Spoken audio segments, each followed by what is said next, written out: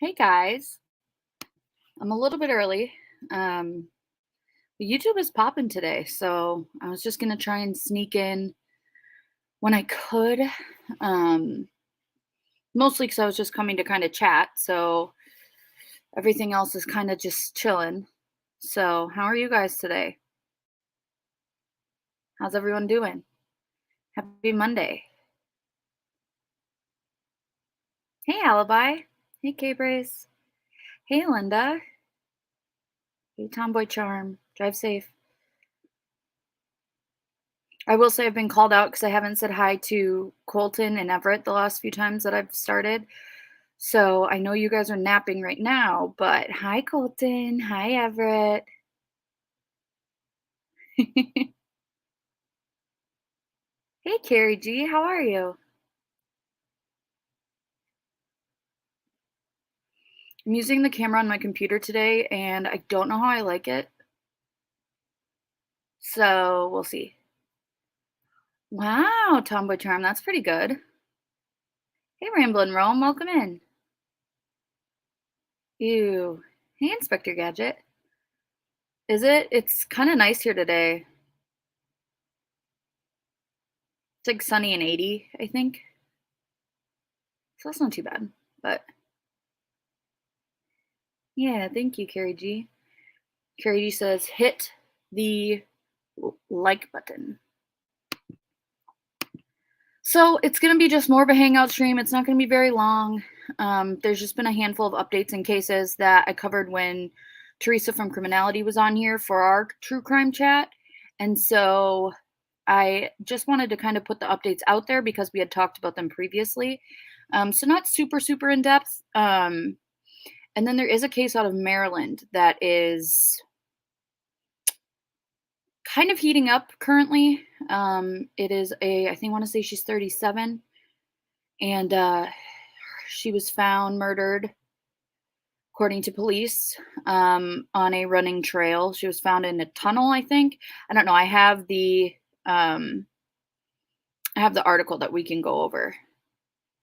Hey, Heather Bratt. Sorry I threw you guys for a loop. Sorry to my mods ahead of time because I kind of just went live 20 minutes early. So my bad.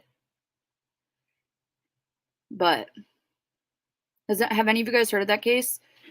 Let me see. I sent it to myself.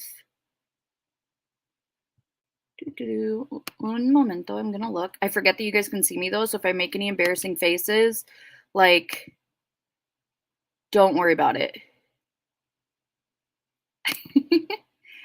There's Nora's grandma. Hi.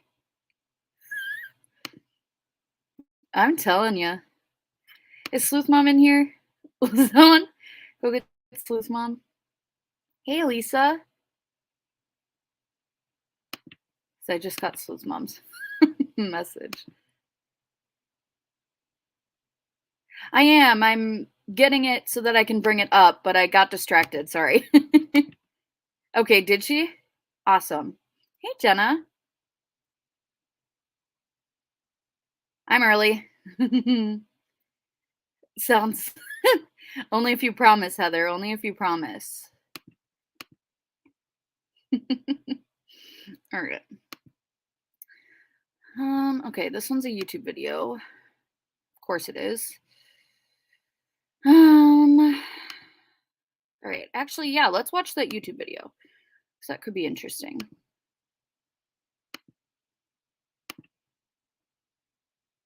All right.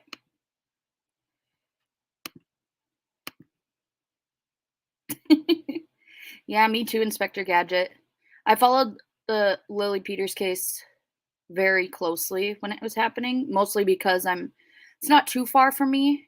So, yeah, I followed it really closely, and that one was crazy, especially the speculation online when everything was first getting started. It was crazy. All right, I'm going to mute so that you guys can watch this clip. This is about the woman who was missing. There's Sleuth Mom. Sleuth Mom, I was just saying I just got your message. It's just funny how things work out, huh? All right, so here is the kind of an overview of the woman who went missing in Maryland and is now, and you guys can hear Dexter downstairs because, of course, someone walks past as soon as I'm live. But she went missing in Maryland. Her body has since been found, and they have stated that based on the police wouldn't exactly say, but it's kind of based upon the condition her body was in when they found her, that they have already stated that it was a homicide. So once we get started, if you guys could put a 1 in chat just to let me know that you guys can hear the video, you should. But hey, Crime Sleuthin', I got your email. Well, I got it this morning, but it was good to see you. Hey, in the bushes. All right, let's watch this.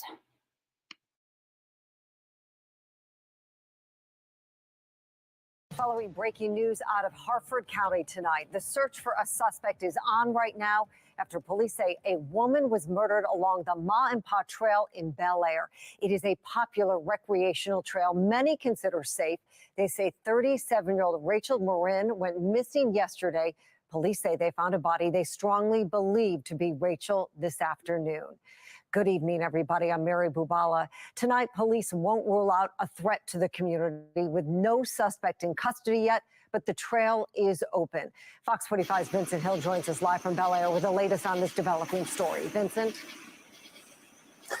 Yeah, Mary, the Harford County Sheriff says he's hoping to find answers and find them fast to put the public at ease as they search for a killer. Now, according to the sheriff, Rachel Morin's boyfriend says she left home around 6 p.m. yesterday to go to the Ma and Pa Trail.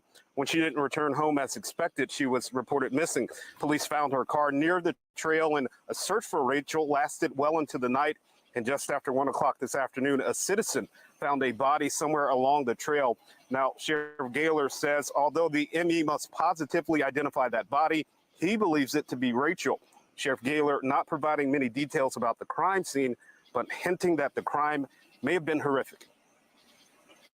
Sheriff, you mentioned a homicide. I know it's early in the investigation, but what made you make that determination that this was in fact a homicide versus an accident? There's indicators that our detectives have no doubt, and I'm not going to go into what physically they observed at the scene, but the investigators believe, and sadly, it's a homicide case. And right now, it's unclear what time Rachel was cleared. Of course, investigators will be looking from 6 p.m. when she was last seen up until the time she was found. Her car was towed in for processing in hopes to find clues leading to her killer. Mary? And Vincent, you've been reviewing some of the scanner audio surrounding this murder. What did you find out? Yeah, Mary, it goes to what the sheriff was alluding to, just how horrific this may have been. Take a listen.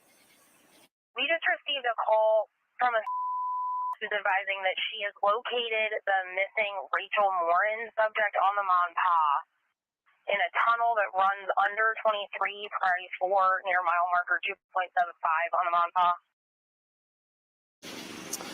And again, right now, there are no suspects or persons of interest. For now, we're live in Bel Air. Vincent Hill, Fox 45 News. Vincent, thank you. Rachel's sister has created a GoFundMe to help cover funeral costs. The GoFundMe says Rachel was a mother of 5, and any funds left after the funeral will go directly to them. It has raised more than $17,000 in just 4 hours. Now, to give you a little more perspective on the Ma and Pa Trail, it is about 5 miles long altogether with separate segments in Bel Air, Edgeley, Grove, and Forest Hill. The Bel Air section is the longest at 1.9 miles. The Bel Air section where this murder happened includes a dog park, equestrian center, and children's playground. The website touts the trail's safety, saying there have been few reports of crime in the more than 10 years that the trail has been open. The trail also has monitors, volunteers with Parks and Rec that are present on the trail to handle minor problems and call for help if needed. Okay, so have any of you guys heard of this? I'm just curious. This is somewhat new. I want to say her body was found yesterday. But she supposedly went for a run at this trail. I got Starbucks too. Well, I got Starbucks, Aaron. But so, have any of you guys like heard of this yet? I know it's just breaking, but they also have been talking about the fact that they immediately knew it was a homicide. She was found in some type of tunnel. There were rumors whether or not that there were cameras on these tunnels. This is one of the random cases that they've actually stated that there is still a threat to the public. They don't know who did this, and that if people are planning on going on this Ma and Pa trail, to very much keep their eyes and ears open. And yeah, so I'm going to grab the article then so we can read into that as well.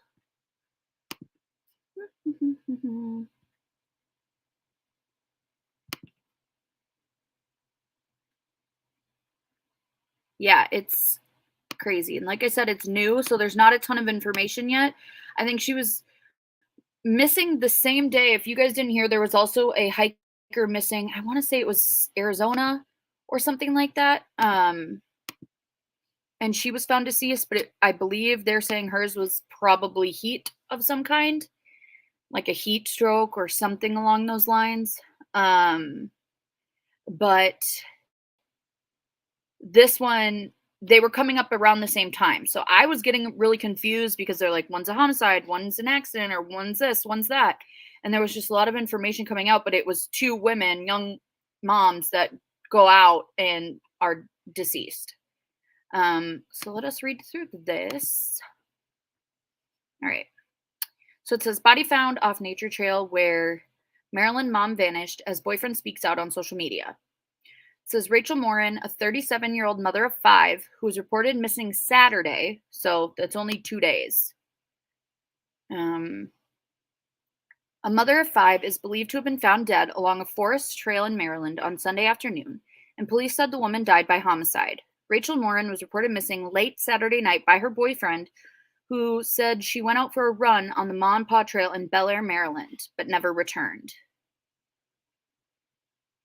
Yeah, I know. Thank goodness, Sleuth Mom.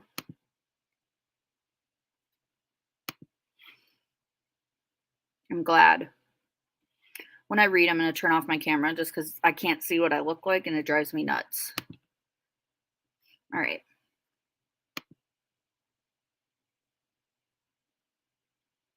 Yeah, I saw that too, Aaron. All right. Police said, according to Morin's boyfriend, the 37-year-old left her home around 6 p.m. on Saturday, and the boyfriend reported her missing roughly 5 hours later after finding her car abandoned at the trailhead. So here's a picture of her.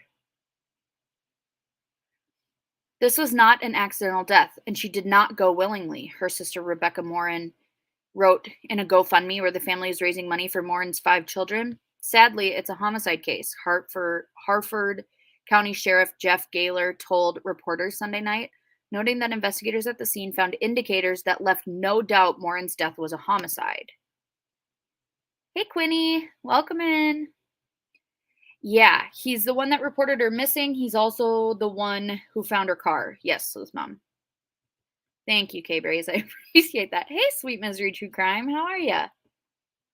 I came early. I was going to be live at 4, and YouTube's just a pop in place. I just tried to jump in when I could, so.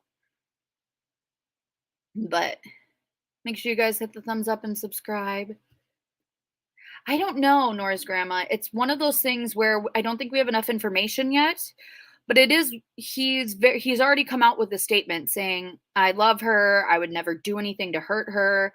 Like, he was the one that was supposedly with her kids, like, as she's missing and everything over the last couple of days. Like, he was the one at her house watching the kids. Hey, Corey. And so I'm not quite sure. And, like, I never want to put anyone into a guilty situation.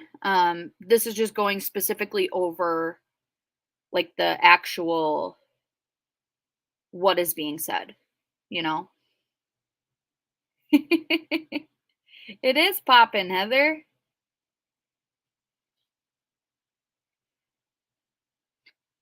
Wait, do what to who?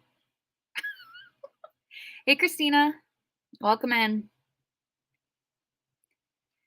Carrie G, you good?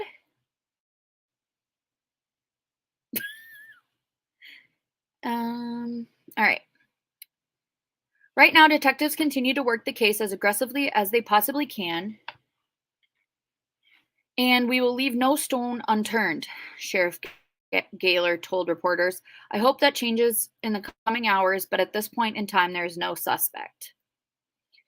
Morin's boyfriend, Richard Tobin, pleaded with the community on Facebook to let the family and I grieve. I love Rachel. I would never do anything to her, Tobin wrote. Let the family and I grieve. Yes, I have a past, but I also have 15 months clean and have changed as a person. Please. It's another picture of Rachel. Hey, Dynamite. Gaylor noted that Morin's death has garnered more attention on social media than any other case in department's history. He encouraged the public to continue providing tips. The sheriff asked anyone living near the trail with security cameras to review the footage from over the weekend and turn it over to police. Here's another photo of Rachel.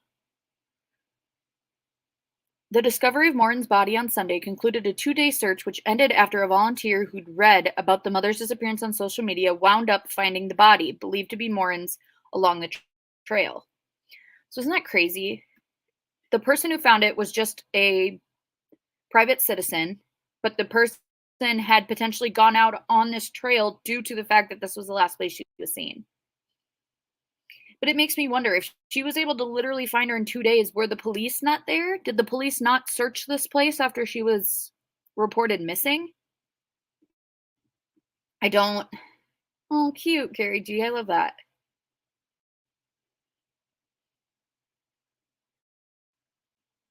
Yeah, I was talking to my best friend Abby today, and she was on hold for something. I don't exactly know what, but she had been on there for like 40 minutes, and then Everett, who's 1.5, came up and literally hit the end button on her phone, and she had to call back. Not that I'm laughing at you, Abby. I'm just saying. So, yeah, toddlers and phones. What do you guys think? Do you guys think that the police searched? Do you think that she was hidden, or what do you guys think? I'm just curious as to what the potential could be for that. How does a person, I mean, if the person specifically went there, would they be looking under specific things? But I don't know. You're good, Heather. Drive safe. Yeah.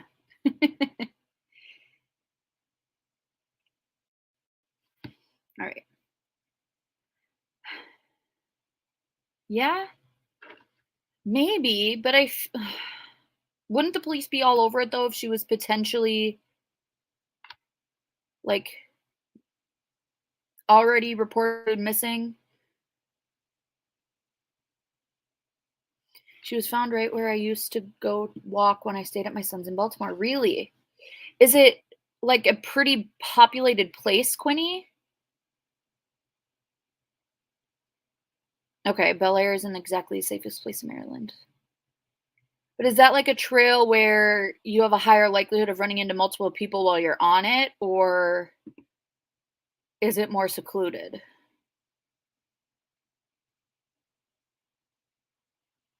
Well, right, K-Braze, and if they said that they found her car at the opening, which didn't the boyfriend say that he found her car and then he called police? Well, and that's just it, Norsgram. It wasn't a volunteer. It was supposedly someone who'd heard about the case and just went for a walk in the area, knowing about the case. Okay, yeah, you run into people, but there are parts that are secluded. Do you happen to know, Quinny, the specifics of a bridge of some kind? Because I know that there's a lot of people saying that she was found under this bridge. I wouldn't be there after dark. Okay.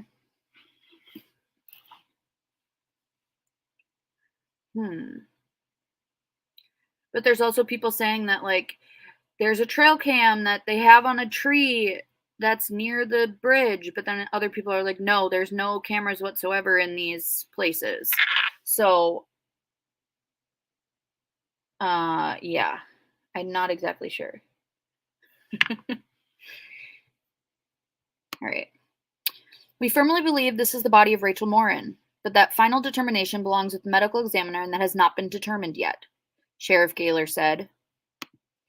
So what she found before there is even a search, or there is a search even being talked about? What's the time frame between finding her car and finding her? So, her body, she was reported missing late Saturday night, and her body was found Sunday after a 2-day search, which is not even really a 2-day search because she was reported missing late Saturday night. Hey, Butterfly Kisses, welcome in. So, I'm not quite sure. There's a lot of water in Maryland, so no clue. Okay. Interesting. But that's my point. Like, number one, why? Because there is a lot of footage, too, of just, like, them driving in and out on these trails, going in there, and then blocking it off. But if there's someone missing in there, why wouldn't you immediately do a search? Like, if there's a trail, why would you not just have a deputy walk the trail?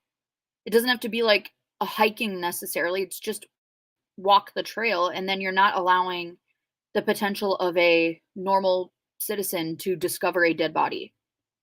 I don't know. I don't know if that did happen and she was hidden more. I'm not quite sure. It boggles my mind. Hey, Dee Dee. We are talking about Rachel Morin out of Maryland, Bel Air, Maryland. I'm not sure. I'm sure I could look, Quinny. I can actually probably bring up Google Earth and we can look. Well, right, Nora's grandma. She went missing Saturday night, Dee Dee. Her body was found Sunday, and the police have not specifically stated how or why, but that they have said that it is a homicide. There's indications that there was a homicide. I don't know. Yeah, exactly. Okay. All right. Let's finish this article. There's a friggin' paragraph left. Okay. I continue to be proud of our Harford County citizens and the way this community comes together in terrible times, and this was one of those. The sheriff said many people didn't know Rachel, but they stopped their day and they conducted their own help. Well, so there you go. It was more of just like a community-run search, it sounds like, or just a community-run walk around. I don't know how else you would explain that.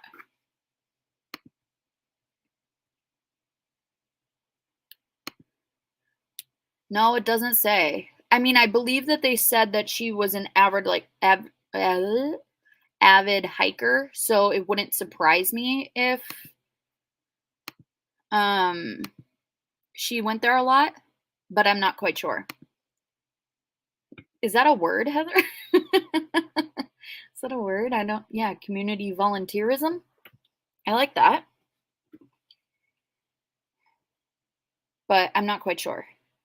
Okay, I'm going to bring up Google Earth and we can go see what it's like around there. Hang on, it's loading. All right. Let me share it so you guys can kind of wait. Let me make sure that all my searches on here don't look crazy. Actually, I'm just going to do. Okay. All right, let me share this.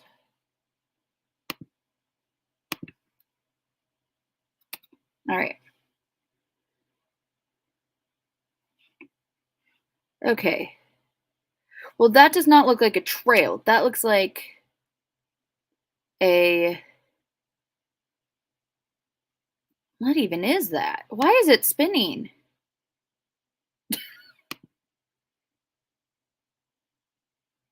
I know, right?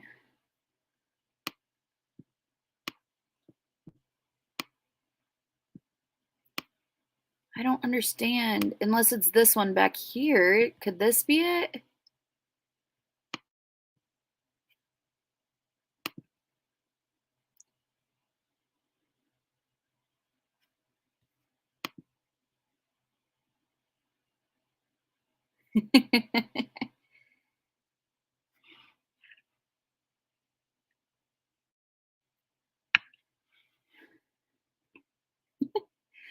Okay.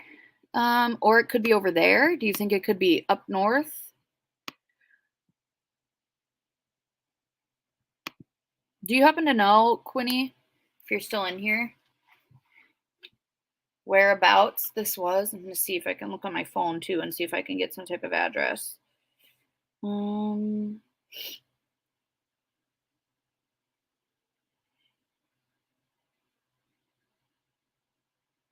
looking.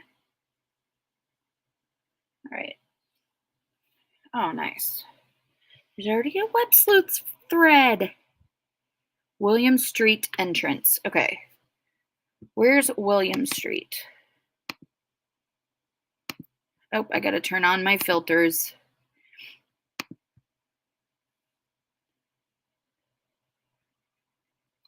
All right.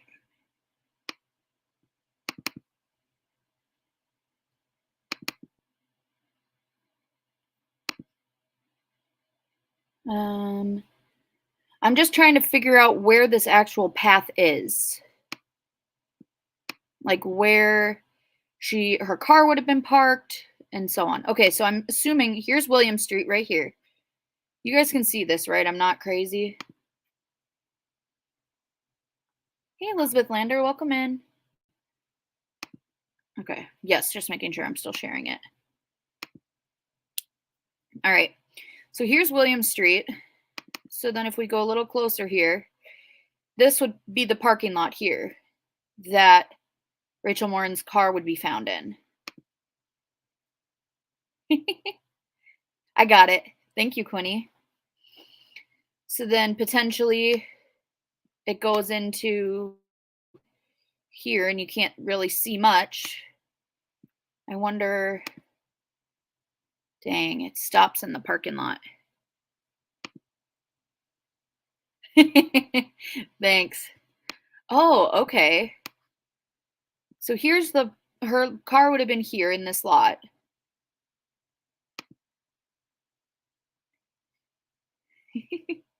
Nora's answered for you, Heather. So the entrance to this is interesting because if we look right over here, it looks like there's some type of townhouses or something over here. So that's going to be interesting camera-wise. There's also, it looks to be businesses and such.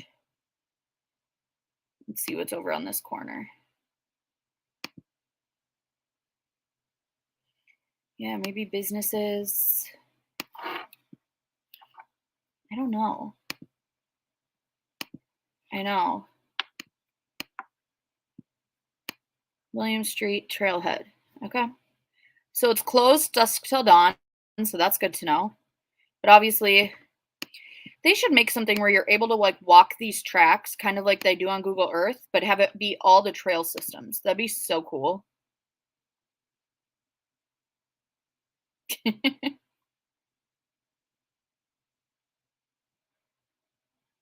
But so I'm going to keep an eye on this one. This one was just one, like I said, that's kind of happened through the last couple days. And yeah, I wanted to make sure to get it out there.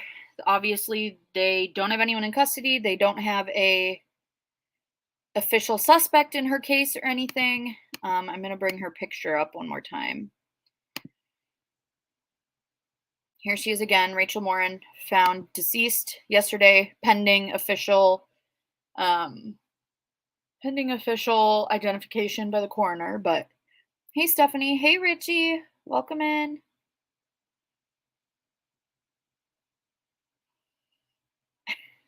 Okay. All right, so which case you guys want to talk about next? I'm going to touch on Idaho. I don't like touching on Idaho, but I will just because I hate speculation.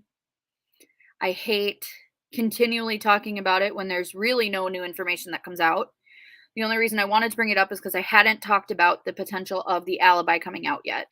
So, I don't know. What do you guys think?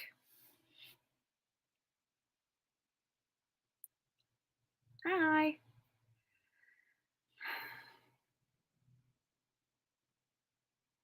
But I'll guess for what I'll say with the aspect to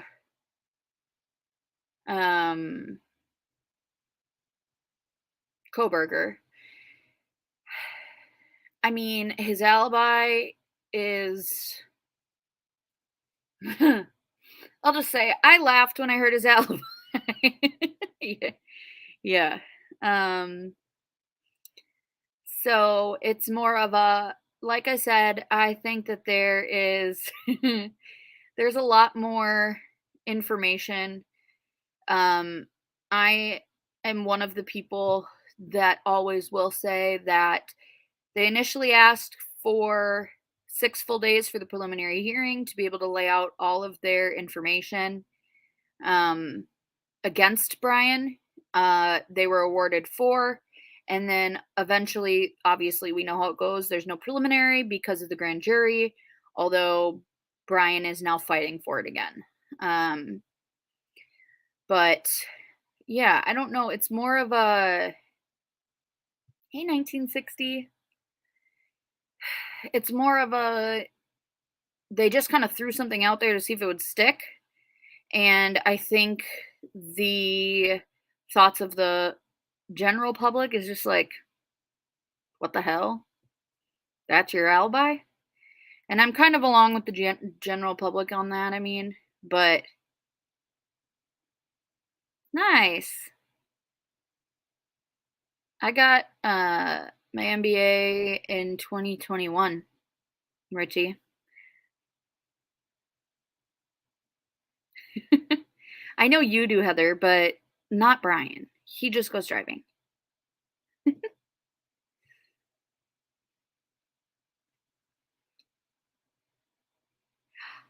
There's Abby. Are they listening or are they watching? Just curious. Hey, bad girl. Mary, pretty, petty love. Welcome in.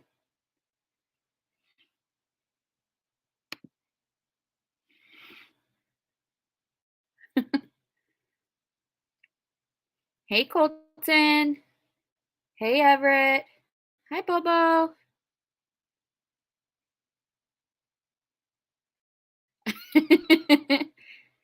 I know, Nora's grandma. It's still so weird. She did the cutest thing yesterday, though, and sent me something regarding a case, and she's like, oh my gosh, oh my gosh. And I was just like, thank you so much. Thank you for loving my passion. Oh, yeah, that's what I want, Abby, is my head to be huge on the TV.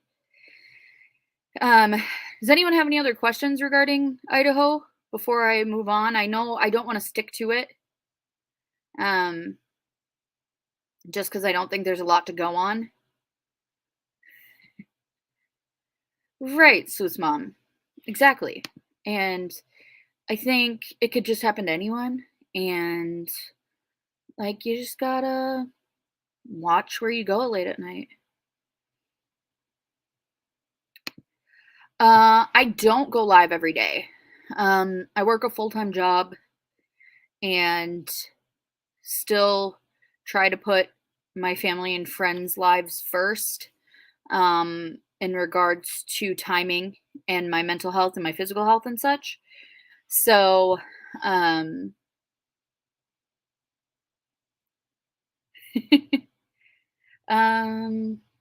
go live at least once a week. When I do these pop-up lives where I'm just doing random discussions of everything, it's more of just an extra live. They don't happen every week. and it's more of just I wanted to come in and give a specific update on something I'd covered ahead of time or behind or whatever.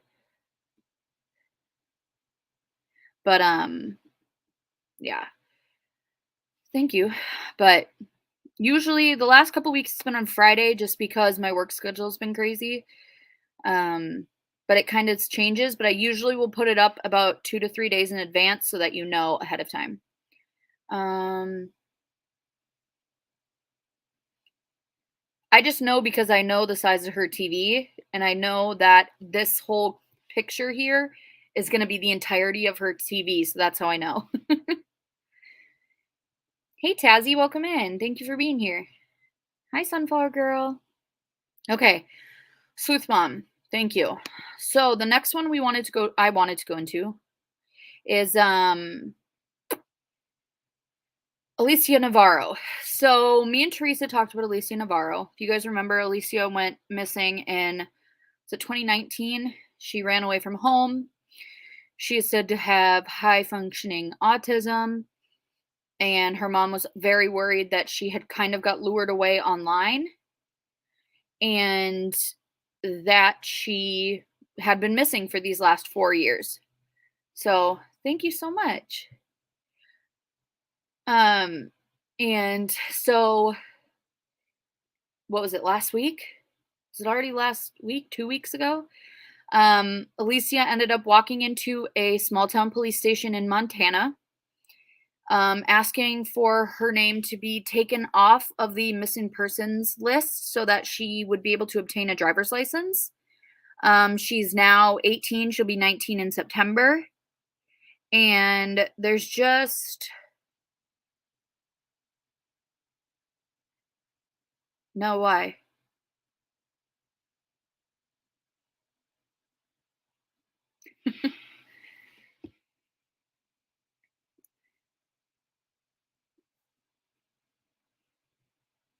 I think so. But let me grab the article that I had on her, because there's a lot of turning. So I will say that this is probably going to be one of the last times that I talk about this, just because Alicia's mom has come out, and although she has been very vocal when it comes to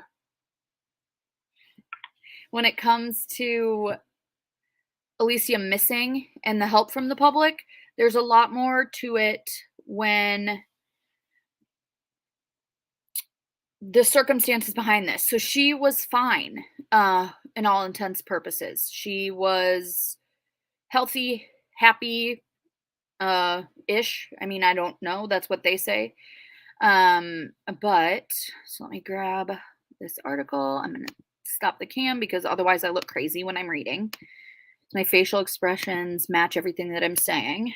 I think she's worth the attention. Harassment will make Alicia.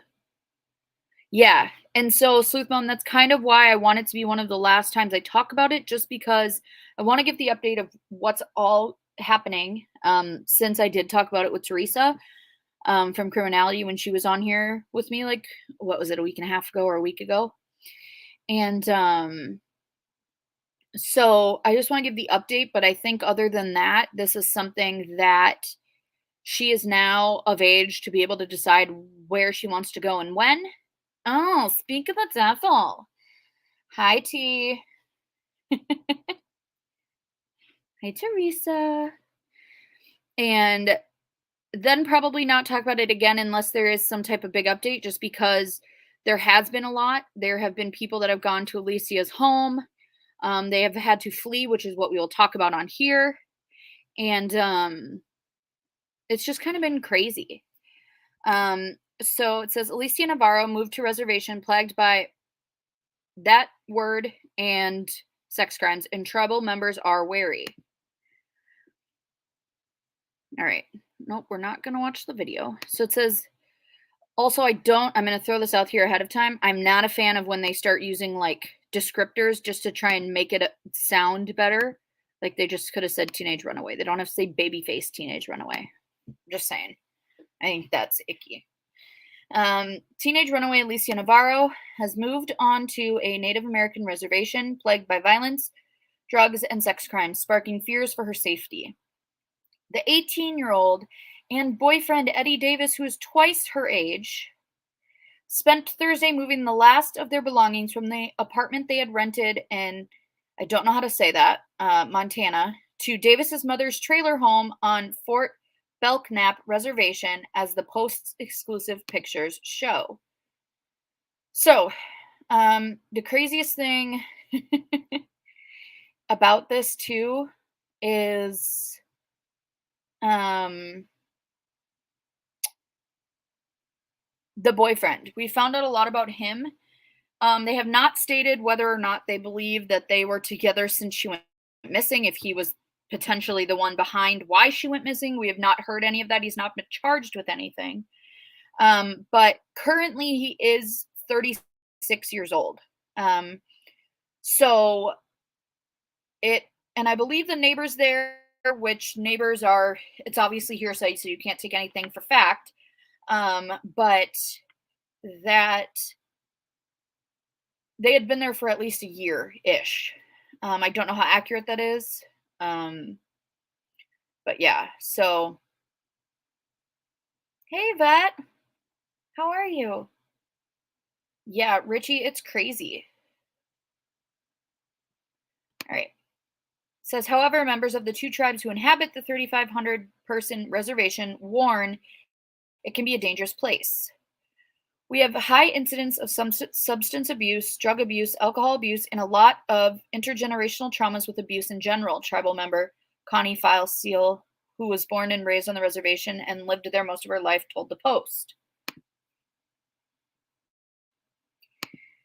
We obviously have a lot of real positives, but we also deal with a lot of these intergenerational traumas, she added. Among the most serious crimes, 2 Fort Belknap residents were sentenced to 22 years each for SA of a girl under the age of 12 on the reservation in 2019. 9 SOs are also listed as living on the tribal grounds. Another Montana resident received a 6-year prison sentence in 2022 after he admitted to trafficking the M drug on the reservation. So as you can see, this reservation, and I'll say the air, what? Haver. Oh, the city. Thank you, Tomboy Charm. I was like, what? I will say that just because there is crimes and trauma and stuff like that does not mean that that is all this reservation is. There's good people living good lives here. It shouldn't be something that it is an overview of this specific Fort Belknap. It's just that there is a higher amount than normal. So I just want to throw that out there. Also, I don't have a ton of knowledge when it comes to, tribal grounds and such. So if I do say anything wrong or pronounce something wrong, please feel free to correct me because I'm always up for learning more about them. So here's the picture of them. Oh, me too. Well, not on my StreamYard, but on my chat. This is the picture of them. So this is her, and that is her supposed boyfriend.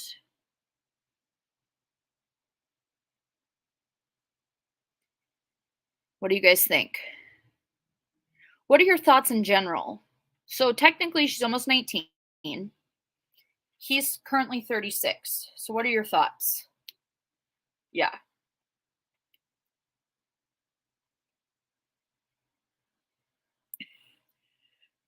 Yeah. And this is potentially when they're packing up the whole house to flee as well. So right, Heather Brat? Well, Inspector Gadget. So I think the thing that I want to know the most out of this is whether or not he's been in the picture since she ran away. I'm hoping that they're going to be able to figure that out because technically she was almost 15 when she ran away. So she was almost she had run away, I think, like less than a week before her 15th birthday. I know you were. And well, I don't know, Richie. I'm not quite sure. But what was I saying? I forgot. Oh, whether or not if the police have the ability to be able to go back and track back to if he was potentially the one that she was maybe buying that expensive comic book for, which is something that she had asked her mom for right before she ran away and brought it with her and stuff like that. Like, it's going to be very interesting because she was 14 when this all happened, and he would have been only, what, 32? So even at that point,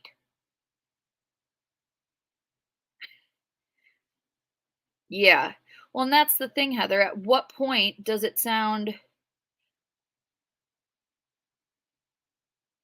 really? I know that obviously, Linda, because we've figured out that we live very close to each other, but I didn't realize that the mom's ex had been arrested too. But I'd seen her missing stuff all over. Um, I'm not going to go too much into detail, Jordan. So if you want to email it to me, I would love to look at it. Yeah. But that's the thing, is technically at this point, all we know about him is that they are dating now, which she'll be 19 soon, so that's not illegal. And so on. Can one of the mods drop my email for Jordan, please? Thank you, guys. Because she's 18, Inspector Gadget, so even if it is some type of Stockholm syndrome or something like that, which, I mean, when you convince a 14-year-old to potentially leave her home, and I'm not saying he did that because that's not proven anywhere. He's not been charged with anything, but I'm just saying, if he had, like, there's got to be something that says, like, you can't be with him at this point. Like, there has to be something. But there's not, because she's 18, almost 19, and she can do what she wants now. Unless the feds are involved, the elders council will be involved. Yeah, so Tazzy, actually, the more that the more that we read down into this, here's her throwing, look how little she is. I mean, granted, those look like freaking ginormous garbage cans, but still, that's crazy. I also watched an interview today where they were talking about, like, how they don't know if she's had medical or dental or anything like that over these last few years, and that the police would be willing to help her get all that, everything situated once she potentially gets off. I know, right, Dynamite? They're huge. But, like, look, here she is smiling with a puppy. Look at the puppy. Here she is again. Here she is again. I know. Okay, so it says, this past June, a Harlem, Montana man admitted assault with a dangerous weapon after he was accused of shooting an occupied house on the reservation. Now I repeat, that says occupied, not unoccupied. So I kind of just ran over it, so I'm not quite sure. Well, right, Inspector Gadget. And in February 2022, another man was sentenced to 6 years after he admitted to shooting up a house with a rifle. The arrival of Navarro, who was the subject of a nationwide search over the last 4 years, led by her mother after disappearing in the night from her Glendale, Arizona home with Davis, has also made some people weary, especially with the attention they bring to the area. His family is supporting him, tribal member Cheryl Horn said in reference to Davis, but the rest of the community is not wanting this. So that's kind of exactly what you said, Tazzy, is the individuals on the reservation are not happy with them being hidden out there. And it's not even being hidden because they all know. Right. I know, Richie. That's true. Just because he's here doesn't mean we want him here, Horn added. Another picture. She said she's heard there are men that are trying to get Davis off the reservation, which is home to these two tribes. I don't want to say the names because I don't know how to say them. And I know that the pronunciation of tribes is very important, so I don't want to mess that up. Hey, Richard Feller, welcome in. How are you today? His mother is Nora's grandma. They're living at his mother's property on the reservation. So it says, another tribe member, Junior Healy, claims a group of men who are part of the Missing and Murdered Indigenous Women movement want to reach Navarro. So I found that very interesting. If the Missing and Murdered Indigenous Women is something that you guys are interested in, if any of you guys have heard of Danielle Hallen, her YouTube channel, she has focused a lot on missing and murdered Indigenous women, and she covers them very well, and she's done like an entirety of it.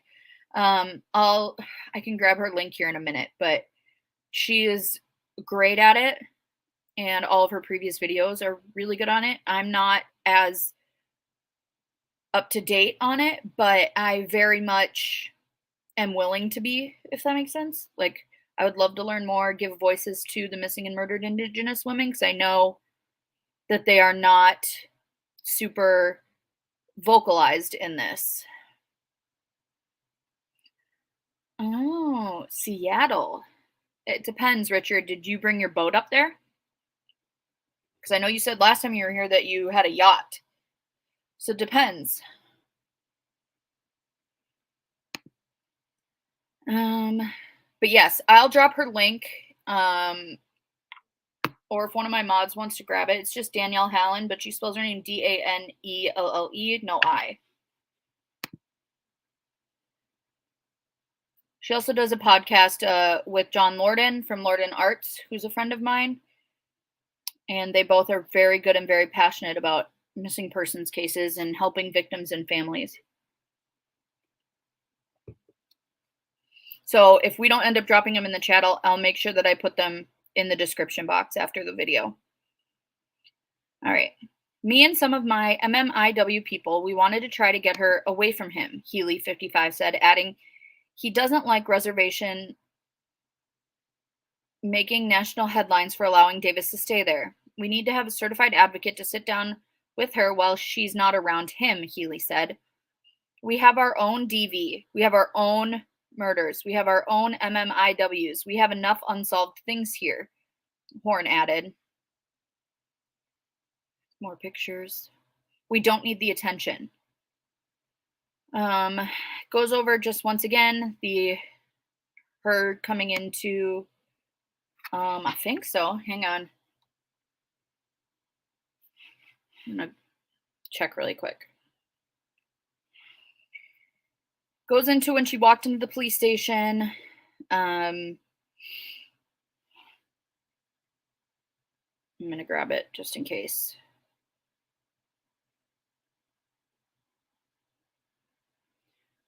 Dudes. Okay. Yeah, I think so. Yes. Yep. And then John's is Lorden Arts, but I think John's is in my his is in my suggested channels.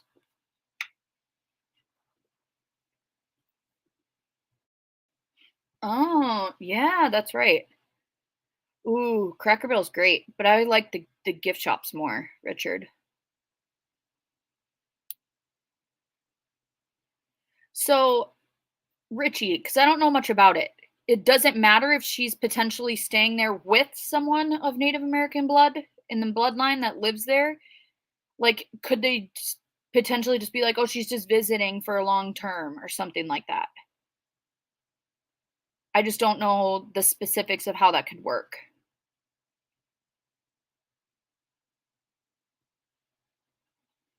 But, okay, it does say investigators flew in from Glendale to help investigate where she had been in 4 years since her disappearance, case which also now involves the FBI and the U.S. Marshals. They searched the apartment she was sharing with Davis and questioned him, but brought no charges, and he is not thought to be under suspicion of any wrongdoing. Navarro's mother, Jessica Nunez, said she has spoken with her daughter over FaceTime, but they have yet to reunite in person. Attempts to reach Navarro and Davis for comment have been unsuccessful, while Nunez declined to comment. Once again, we go into authorities have made it clear that since Navarro is 18 years old, it is her choice whether she returns to her former home or not. Morin, who sits on the Fort Belknap Indian Community Council, admitted crime is likely higher on the reservation than other areas, but was quick to note they lacked funding from the federal government to beef up law enforcement. Crime is bad just like it is most anywhere, but around, I think the level of crime be a little bit higher, Morin said, adding it's difficult to attract and retain police officers and prosecutors. The Montana reservation filed a lawsuit against the federal government in October after a $5.3 million funding request was denied. So, yeah, so that's kind of the update. Her mother has said that obviously there are people that are pissed, which I think is a natural emotion when the general public is involved in something like this. We all end up caring about, these kids and the missing people and everything like that, to the point where I think even though she's found safe, the fact that she was never missing or something like that, even though technically she was because she was underage and she didn't have the right to leave, it's still one of those things where there are a lot to it. But I think at the same time, people are like, well, if she was fine, she wasted everyone's time. But at the same time, she didn't. But there's more to it. But her mom has said that people have been going to their house, trying to go up to them and trying to figure out what the hell happened. But at the same time, it's none of their business. So she has asked that everyone kind of just allow everything to cool down and just chill. And she has asked that it no longer be covered. So I am going to try to stick to that. I mean, if anything does come out that gives us more answers on everything going on, then I'll probably cover that. But the sensationalism of it, I won't. I just wanted to give you guys the update of, everything and how it was going. So, all right. I have 2 more stories that I wanted to get to. One is the update to the suitcases. So this is another case, the suitcases. This is another case that I covered with Teresa from Criminality, once again, when we did our open conversation case discussion. Yeah, exactly, Tazzy. I agree with you 100%. So if you guys remember, there were technically 3 suitcases found with body parts in them in Delray, Florida, I believe. They were saying, we went over it. Teresa, that is you. Hey, that's me. But we have found out who it is. Someone has been arrested. And so I just wanted to give you guys the update on that, since we did chat about it. So let me grab that. We'll read through that article quick. And I think this was one that really surprised me. The outcome of this was crazy to me. It's just, I don't even know. Okay, so Delray Beach, man arrested in murder of wife whose body was stuffed in the suitcase in Delray Beach. Now, the craziest part about this is that the woman who was killed, sorry, Laurel, I went live a little early, but it was technically I'm Central Time because I'm in Minnesota. But I only went live 20 minutes early. So I've been on for over an hour. But you're good. No problem. I'm just glad you're here. Oh, dang it. That's okay. YouTube does what YouTube does. Nora's grandma, I think it's more that she doesn't want people. She said that she's been getting very worried about Alicia's safety when it comes to people approaching them. And so I think at this point, it's not necessarily that she's like, I just want the whole thing to go away. It's more of like, at this point, just everyone chill so we can all figure out what's going on before there's, a bunch of shit talking and stuff like that. And if you boys are listening, don't repeat the bad word that I just said, Colton and Everett, because I know you will. All right, so this was the craziest part to this, is the woman's body who's found in... Thank you, Richie. I promise I won't tell. That was found in the suitcases, dismembered, was 80-year-old Adele Barbosa Fontes. So it was an 80-year-old woman that was in this, cut up in these different suitcases. Now, we also find out that her husband, 78-year-old William Lowe, was arrested Wednesday on charges of first-degree murder and abusing a dead body in the killing of his wife. So that was one of the things that when you when you see someone being dismembered, put into a suitcase and thrown into a waterway, you're not assuming that it's a 78 and 80-year-old couple that are the perpetrator and the victim in it. That's crazy. So that was something that when it came up, it was so surprising to me. But we did get a little bit more information. And I'm going to close out of that. All right.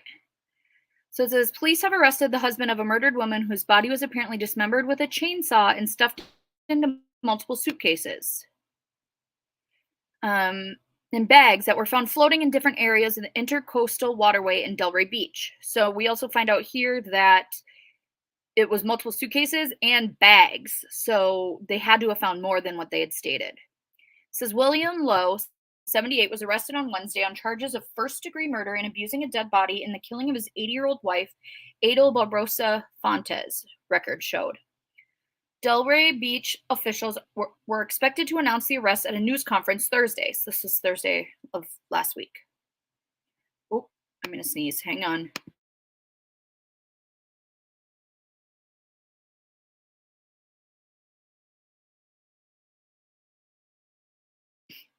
Okay, I'm back. Sorry. I'm a loud sneezer, so just anyone wearing headphones, you're welcome that I'm muted, because I'm pretty sure my mom heard it. Like, she was sitting next to me and she's downstairs. So, all right. So this is William Lowe. He's the one who's arrested. The remains were discovered on July 21st after police said they received a 911 call of a suspicious item in the water along the intercoastal waterway near the 1000 block of Palm Trail. When officers arrived, they said they found a suitcase with human remains hanging out of it. According to an arrest report, the suitcase was weighed down with landscaping rocks and had an airport barcode sticker for LATAM Airlines with the name Barbosa. Oh my gosh. He left the freaking airport thing on there with her last name on it. Gosh. People these days. Short time later, 2 other suitcases were found also containing human remains at nearby locations along the intercoastal waterway. The arrest report said authorities also discovered a tote bag that had its handles tied shut with twine and was wrapped with a man's belt.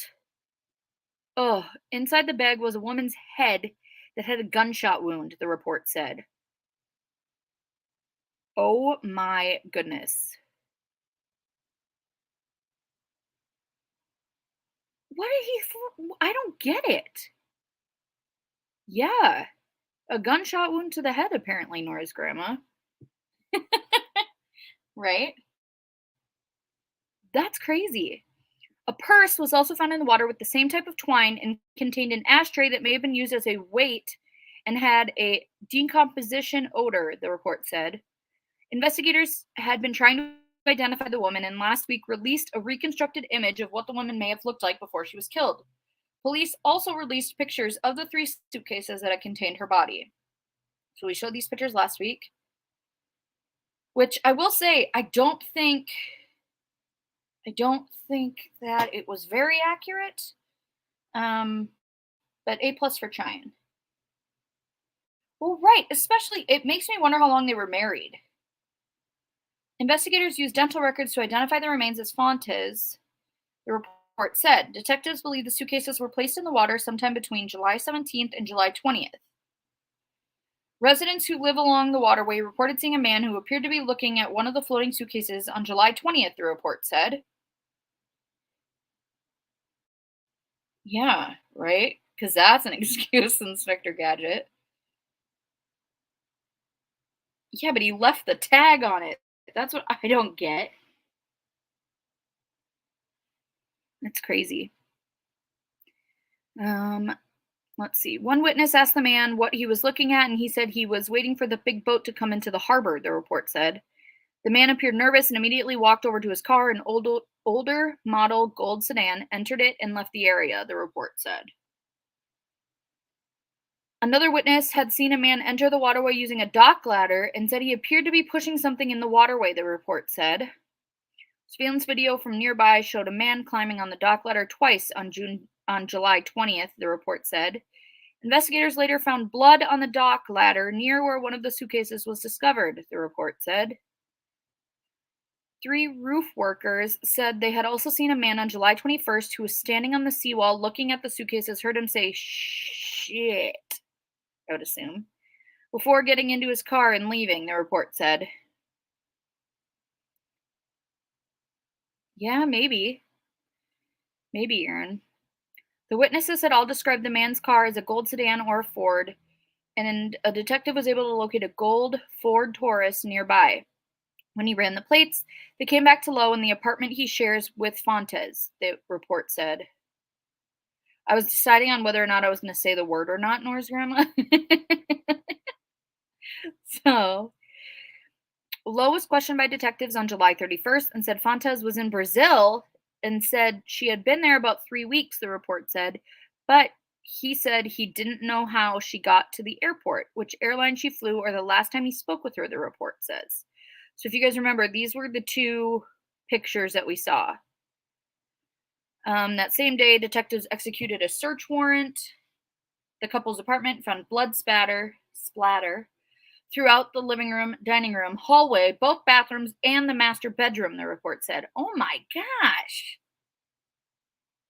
Blood was also detected in the master bath, shower drain, and tub of the second bathroom, and detectives found drag marks and a large amount of blood in the living room, dining room, and master bathroom, the report said. Holy guacamole. Cleaning supplies containing blood splatter were also found, as well as a 9mm firearm, the report said. Oh, you didn't, Nora's grandma. A neighbor told detectives she'd recently been hearing Lowe's door open and close in the middle of the night, the report said. Another neighbor remembered seeing what she thought was a trail of soup leading Lowe's door through the hallway and up to the unit that she said was owned by Lowe's sister, the report said. Oh, Teresa. That guy did have malicious intent, for sure.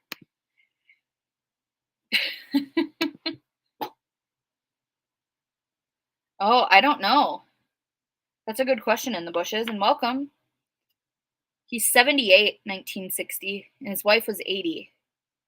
Ugh, that is so gross. Tomato soup.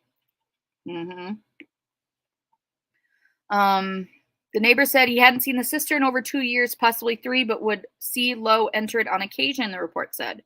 When detectives searched the apartment, they found a black cover for a Ryobi chainsaw and a charger, which would be used to charge a battery on a chainsaw, as well as multiple bottles of cleaning supplies, the report said. According to the report, the case became even stranger when, as officers executed one of the search warrants, Lowe climbed in through a back window, telling police he needed to get his phone and the key to his storage unit. The storage unit that they didn't know about. Hey, Ashley Oaks, that's okay. I went live a little early, and you know how YouTube is with notifications. It's no problem. Welcome in. Yeah, right, Nora's grandma? Oh, I saw that, Teresa. One of our judges shot his wife last week in front of their 20-year-old son. Not young, but obviously tired of his wife, right? Yeah, right? Yeah, it's a little early. Okay. I can't believe he climbed back in through a back window. Is this guy Spider-Man? Or do they have like a one-story apartment? That led detectives on Wednesday to execute a search warrant at Lowe's storage unit where they found a Ryobi chainsaw that appeared to have blood on the blade, chain, and housing, as well as bone matter, flesh, and human hair in the housing of the saw, the report says. So, we can give a slow round of applause for this guy. Not the, yeah. Right? He does. Oh my gosh. Investigators also found a small Coleman cooler that had red marks and stains, the report said.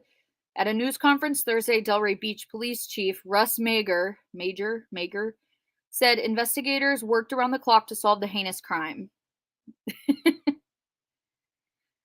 Lead detective Mike Liberta said police don't know the motive for the killing since Lowe hired a lawyer and stopped talking.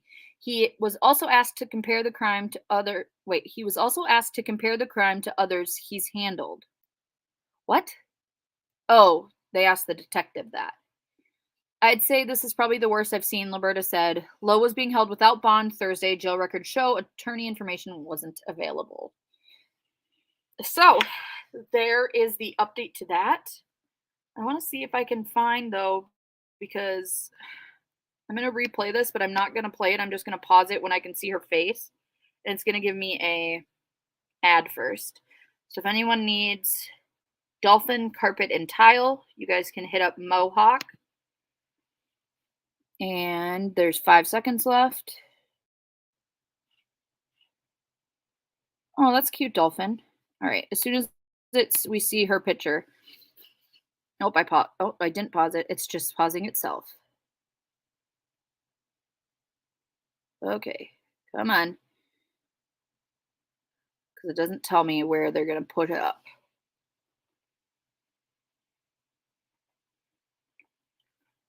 Okay, come on. Yeah, I would find it very interesting. Oh my gosh, this is not even about her. Where the heck is she? I don't want to hear about BBLs. What the heck? I'm going to redo it and see if it comes up. Right? Gosh, I gave that plug on the carpet cleaning for nothing. Gonna show us yet, or am I just gonna have to look it up? Oh my gosh. I'm just looking it up. Hang on. And look at this. Look what comes up when you put lady in a suitcase. Crazy people.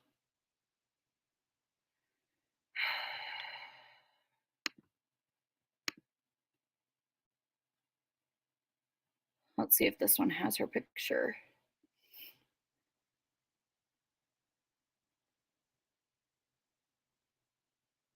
I'm going to just see if this one has her picture. No, but there's an ad for that. Oh my gosh. You guys, the internet is out to get me. Seriously? Okay, this is going to drive me nuts. I just want a picture of the poor lady.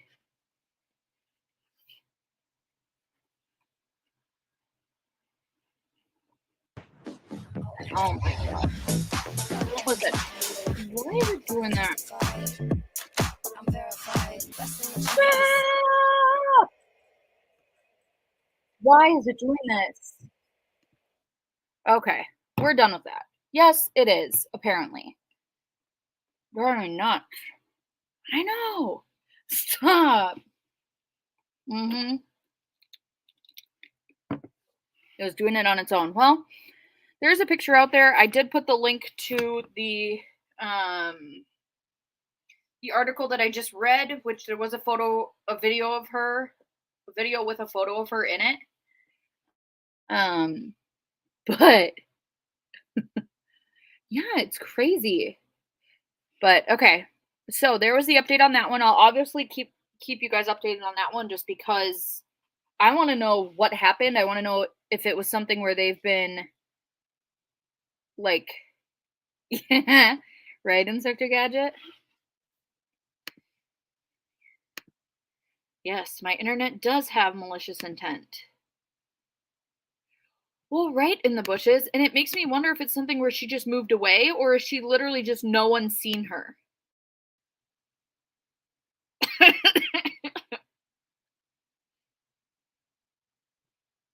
don't know. Yeah, I'm gonna look into it more and I'll keep you guys updated because it is interesting. I don't know actually. I don't go live that often. I mean, I go live once, sometimes twice a week. Um but I do a little bit different of content than I used to do on other channels and such.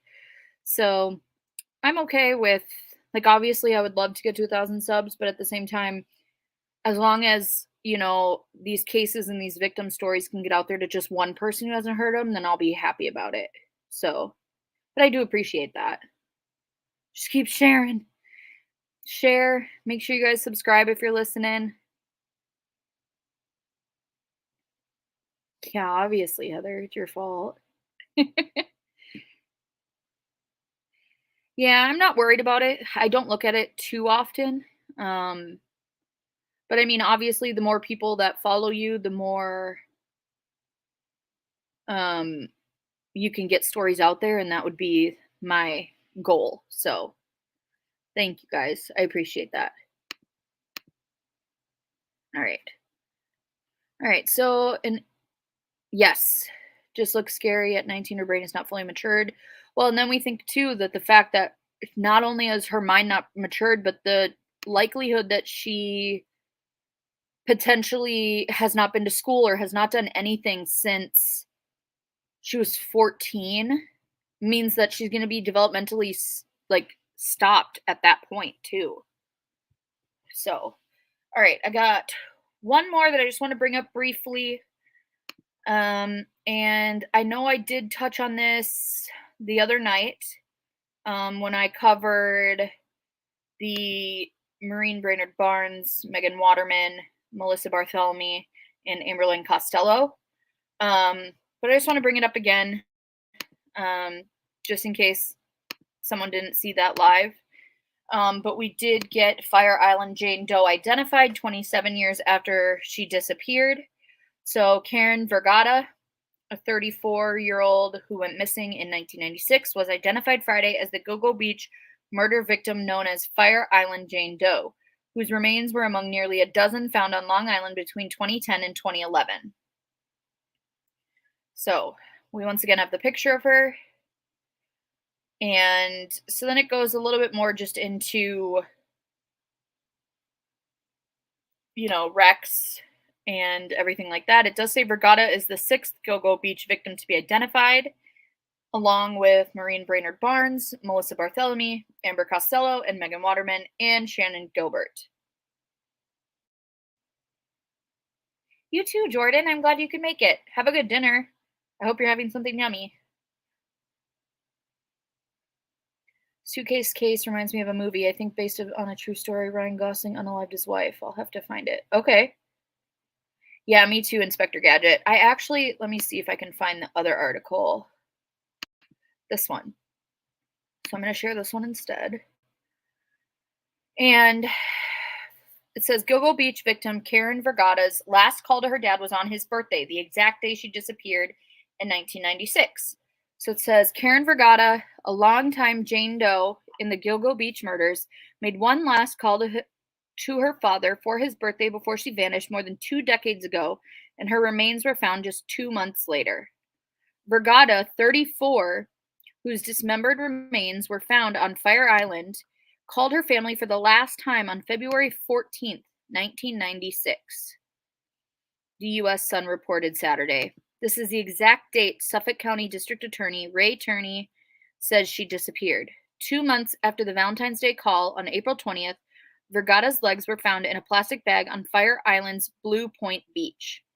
Her skull was found on April 11th, 2011, near the partial dismembered remains of Jane Doe number 3, also known as Peaches, off Ocean Parkway on Long Island, not far from the remains of the original Gilgo 4.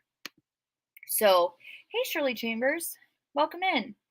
And yeah, and that's the thing too, is that has nothing to do with Harmony's case. So that's just a separate thing in general. So now we get to also still hear him for Harmony as well. So if you guys remember too, Peaches was found in the Tupperware. And Peaches is also the Jane Doe number 3, whose toddler was the toddler found on Gilgo Beach as well. Those two have not been identified. I know that there are rumors going around that soon Peaches and the toddler could potentially be identified. But that's obviously just rumors. I think it's on Reddit, so you have to take it with a grain of salt. But that would be great if they're getting to it. But now I'm just kind of wondering, why the heck did it take so long? You know? But I mean, I'm just glad it happened in general. So it says Vergata was Jane Doe number 7. Here's another picture of her. So it says, it goes over when Rex was arrested. So then it says, Vergata's father, Dominic Vergata, filed a 2017 petition to have his daughter declared dead and obtained her unclaimed assets. He detailed the last time he heard from her and added that the two had regular contact over the phone, according to the Sun. Well, and that's kind of, Sleuthmon, that was the, my thought process is kind of what was being said on Reddit, is that they were identified, but they were waiting a couple weeks to like announce it, but I don't know if that's accurate or not. Oh, okay. The funding. Okay, thanks, Aaron. That makes sense. All right. So there's Karen Vergata's dad. The elder Vergata died in 2022.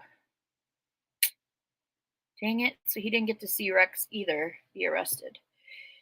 But Vergata is not one of the ones, guys, that Rex Heuermann is being charged with at this point. So Vergata was living on West 45th Street in Manhattan at the time of her disappearance and is believed to have been working as an escort, but she was never officially reported missing.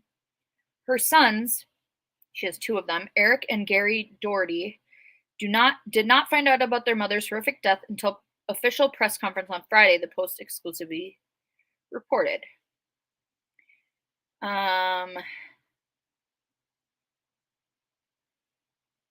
It says, he just thought Vergata was missing, Eric's girlfriend, Michelle Nolan, said over the phone Friday because he was too distraught to speak.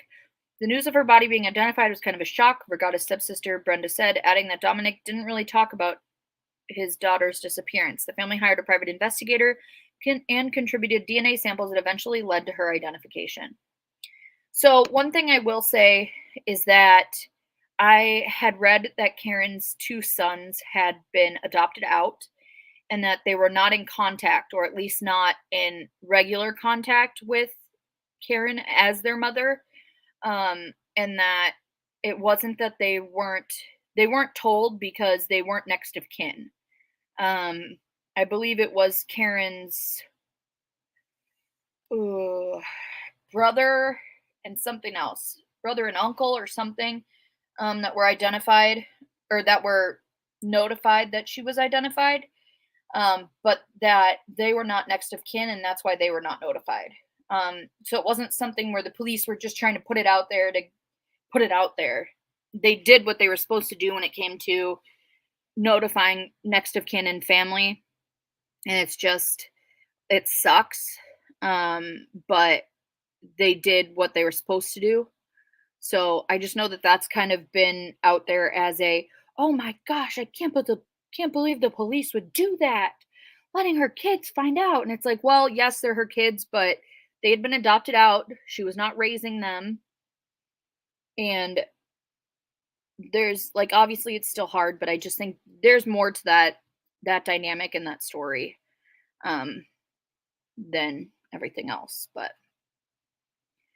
so yeah, we're going to hopefully learn a little bit more about Karen as time goes on. we should hopefully learn a lot more about Peaches, about the toddler, about the unidentified male. I'm still debating on what my content live should be about this week. I'm thinking of possibly just doing the other Jane Does and identified victims that are found on Gilgo, so that way each person's story, and it would be kind of like last week's content live where you guys are kind of getting a handful of them mushed into one live, because there's not a ton of information, especially on the ones that are unidentified. But I'm not quite sure, because I also have the case of Sherry Orofino that I'm going to be covering, but I want to get with my contact in that family to ask a handful of questions, and I don't want to rush that before I would put the video out on her. I also have the Dior Kuntz Jr. case that I'm going to be covering, but once again, I have people that I need to interview. Hey, BG, and those are two cases where when you're working with people close to the case or family members in a case, that you want to just make sure that you're extremely proud and you don't cut any corners. And so that's why I'm not doing them quite yet. But they're on my list. I have a handful of other ones. And yeah, I know that Adam Fravel has a court hearing on the 22nd regarding Maddie Kingsbury in that case. I'm under the impression that it could be something like a preliminary hearing, but I'm kind of trying to look into it to get the exacts of what it's all going to entail. But obviously, I will cover that as much as I can, respectfully.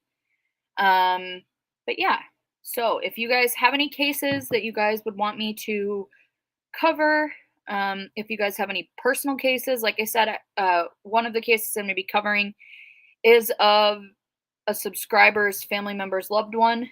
And so it's one of those where if I'm reached out to, I'm very honored and humbled that you trust me with your loved one's case, and that I can promise you that I'm going to do my best on it, to get their names, their stories out there, to get justice for them. So feel free to email me, message me on any of the platforms. And yeah, make sure to like, subscribe, hit the notification bell so maybe you'll get notified depending on how YouTube's feeling that day. And yeah, other than that, I probably will end it out here. I promised my mom that I would watch the Cubs game with her at 6. We're only a game and a half back from first place. So yeah, I will probably see you guys Friday. Like I said, I'm not exactly sure what my topic's going to be quite yet. But I'll make sure to keep you guys updated on the cases I covered today, if there's any huge updates on Rachel's case or anything like that. Oh, thank you, Tazzy. I'm glad you found me too. I hope you love it here. I love it here. I love everyone that comes in. So, but all right, guys, I will see you guys later this week, and I'll talk to you guys later. Have a great rest of your night, guys. Bye.